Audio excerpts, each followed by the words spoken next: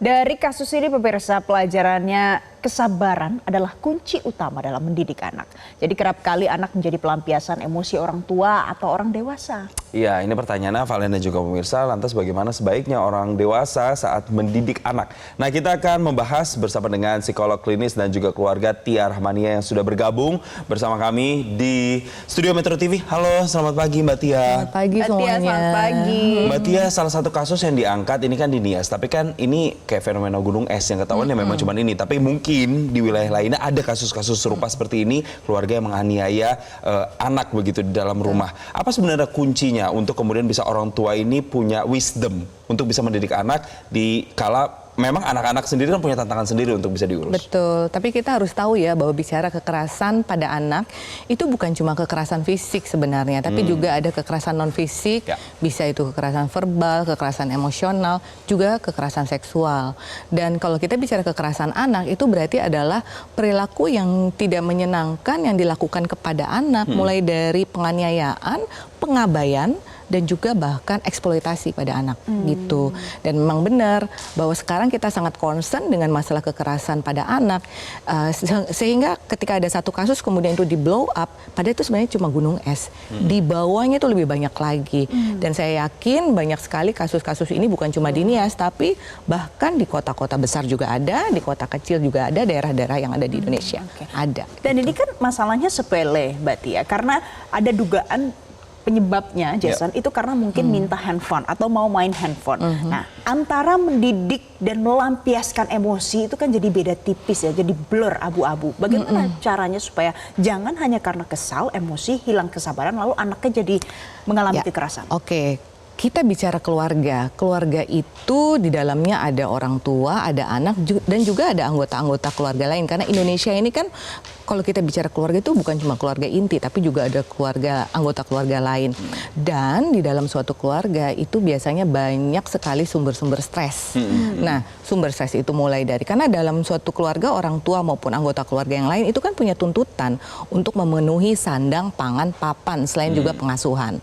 Ketika kemudian ada keluarga yang berada dalam suatu status sosial ekonomi tertentu, misalnya kita taruhlah ekonomi bawah, di mana dia tidak memiliki kemampuan yang cukup untuk memenuhi sandang, pangan, dan papan, bisa saja masalah pengasuhan ini terabaikan, gitu. Itu menjadi sumber stres buat keluarga itu sendiri gitu. Dan kemudian ketika orang tua itu ataupun anggota keluarga yang harusnya memberikan pengasuhan pada anak mengalami kondisi stres yang tidak mungkin untuk mereka handle dengan baik, maka bisa sekali muncul pelampiasan-pelampiasan, dan salah satunya bisa terjadi pada pelampiasan ke anak begitu. Yang bentuknya memang outputnya bisa jadi kekerasan begitu. Salah satunya kekerasan fisik. Kekerasan fisik seperti misalnya memukul, kalau yang di Nias kan sampai dengan mematahkan kaki. Tapi banyak juga orang tua yang misalnya memukul, menjewer, menggunakan benda-benda tumpul untuk menyiksa anak. Apakah Mbak Tia mengamati ini sudah dalam tanda kutip ya dinormalisasi di masyarakat? Ada nggak sih hubungannya dengan stereotip masyarakat yang menganggap ya ini kan bagian dari mendidik anak? Kadang kan orang jadi salah kaprahnya begitu tuh Mbak Tia. Oke, berarti kita akan bicara tentang latar belakang keluarga ini. Keluarga yang memiliki orang tua dengan pendidikan yang baik, maka mereka memiliki wawasan yang baik juga tentang bagaimana memberikan pengasuhan pada anaknya. Tapi kalau kemudian keluarga ini berasal dari keluarga yang mohon maaf, barangkali pendidikannya juga belum cukup, sehingga yang muncul adalah stigma-stigma yang mereka internalisasi bahwa melakukan kekerasan pada anak itu adalah hal yang wajar begitu. Jadi nggak semua keluarga kemudian menormalisasi bahwa melakukan kekerasan pada anak itu adalah hal yang wajar gitu. Semua tergantung pada latar belakang keluarga ini sendiri, orang tuanya backgroundnya seperti apa gitu. Makanya sebenarnya salah satu upaya kita sebenarnya adalah orang tua yuk punyalah pendidikan yang baik, yang tinggi, supaya wawasannya terbuka, dan termasuk juga mereka bisa memberikan pengasuhan yang baik pada anak dan memutuskan rantai kekerasan yang mungkin mereka pernah alami dulu di masa lalu. Nah itu, cara memutus rantai kekerasan itu bagaimana? Apalagi pada saat ada yang menganalogikan dulu saya gitu ya? Dipukul tidak apa-apa, tapi ini menghasilkan anak-anak yang lebih tangguh katanya begitu. Ada aja yang membuatkan analogi yang seperti seperti itu? Ada memang. Dalam penelitian juga kita ketahui bahwa kekerasan ini bisa diturunkan dari satu generasi ke generasi berikutnya. Karena apa? Karena menjadi orang tua itu kan sebenarnya challenging ya, menantang. Tidak ada sekolahnya gitu. Sehingga mereka belajar bagaimana mengasuh anak itu salah satunya dari bagaimana dia diasuh dulu pada saat dia kecil dan dia kemudian terapkan pada anaknya. Tapi kalau dia memiliki pendidikan yang baik, kemudian memiliki kemampuan literasi yang baik juga, dia bisa belajar tentang bagaimana pengasuhan yang baik pada anak sehingga bisa diharapkan putuslah itu rantai kekerasan yang dia alami pada masa anak-anaknya sehingga dia tidak menerapkan pada anaknya sendiri. Baik. Nah, kalau Begitu. pendidikannya tidak tinggi, katakanlah mungkin tidak lulus SMP, tidak lulus SMA, tapi sudah punya anak, bagaimana harus mengatasi emosi untuk mendidik anak itu, Mbak? Ya, pertama kita harus tahu nih bahwa menjadi orang tua, memiliki keluarga itu kan punya stresnya sendiri. Nah, ketika kemudian kita tidak memiliki keterampilan coping stres yang baik, ya, jadi cara mengatasi stres yang baik, maka muncullah masalah-masalah ikutan gitu. Dia melakukan kekerasan, dia mungkin juga merasa depresi dan sebagainya, nggak sehat mental gitu, sehingga dia menjadi orang tua yang nggak sehat mental, muncullah timbul masalah-masalah kekerasan yang dia lakukan pada anak, baik itu fisik, verbal, psikis maupun juga hal yang lain yang sifatnya tidak terlihat. Oleh karenanya kita butuh lingkungan yang bisa mendukung orang tua ini gitu. Kita tahu bahwa Indonesia ini diuntungkan bahwa keluarga itu nggak cuma keluarga inti, beda kan dengan di luar negeri sana gitu. Maka barangkali keluarga lain bisa support keluarga kecil ini yang memang secara pendidikan barangkali mereka belum cukup tahu begitu. Dengan segala kebijakan yang ditularkan oleh anggota keluarga lain, mudah-mudahan orang tua ini tuh bisa belajar tentang bagaimana sih melakukan pengasuhan yang baik, pola asuh yang baik pada anaknya. Mbak, ini masih berbicara soal orang tua ya. Kalau berangkat lagi dari kasus Nias, itu kan memang si anak ini dititipkan ke keluarganya, ke tantenya, ada kakeknya juga di sana dan keluarga lainnya. Dan dikabarkan dua orang tua aslinya ini kan berpisah bercerai ya. Begitu.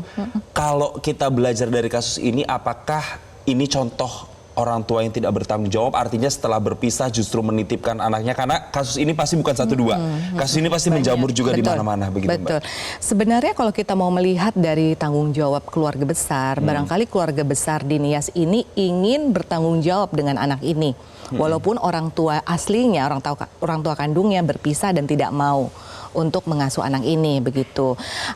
Dalam konteks ini terjadi sebenarnya memang pada anak ini terjadi satu kekerasan anak, yaitu pengabaian orang tua. Gitu. Itu sudah masuk ke kekerasan. Sudah ya, masuk karena adanya pengabaian.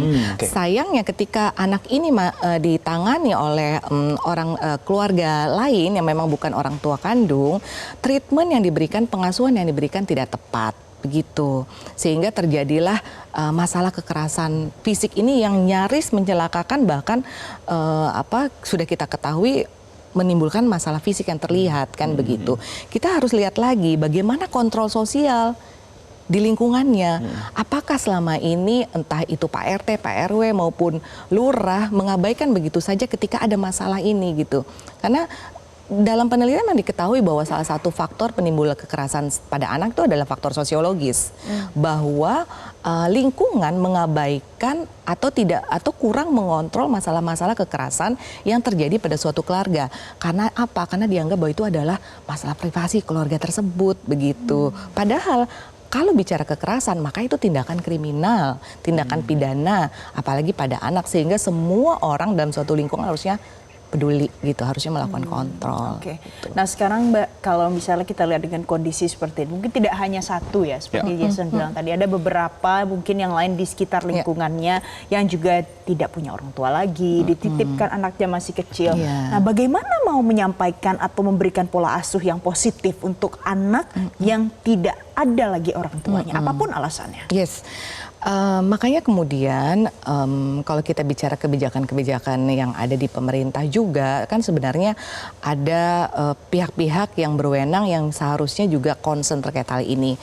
aparat, contoh ya RT RW di mana mereka paling mengenal harusnya warganya. Mereka harusnya tahu keluarga ini memiliki anak-anak yang sebenarnya bukan keluarga kandungnya, tapi memang keluarga jauh dan dititipkan begitu. Sehingga dan tetangga-tetangga juga harusnya concern tuh terkait dengan hal tersebut. Bukan cuma anak mereka sendiri, tapi anak tetangga pun sebenarnya juga adalah sosok yang harusnya dipedulikan. Mengingat anak itu kan pertama dari segi fisik juga tidak berdaya. Yang kedua secara psikis anak itu paling mudah takut gitu loh. Paling mudah takut dan paling mudah diintimidasi. Sehingga dia tidak tahu kemana harus mencari bantuan. Jadi sebenarnya kesimpulannya banyak sekali faktor-faktor yang mempengaruhi orang bisa melakukan kekerasan terhadap anak, mulai dari ekonomi, tingkat pendidikan, dan budaya juga masuk di situ. Betul. Dan kontrol sosial di sekitar itu juga menjadi salah satu kunci penting untuk menghindarkan anak dari kekerasan orang tua. Terima kasih Mbak Riana Mania telah bergabung bersama kami di Selamat Pagi Indonesia. Semoga ini juga bisa jadi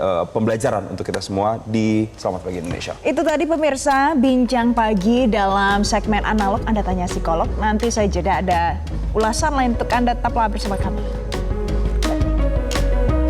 Jelajahi cara baru mendapatkan informasi. Download Metro TV Extend sekarang.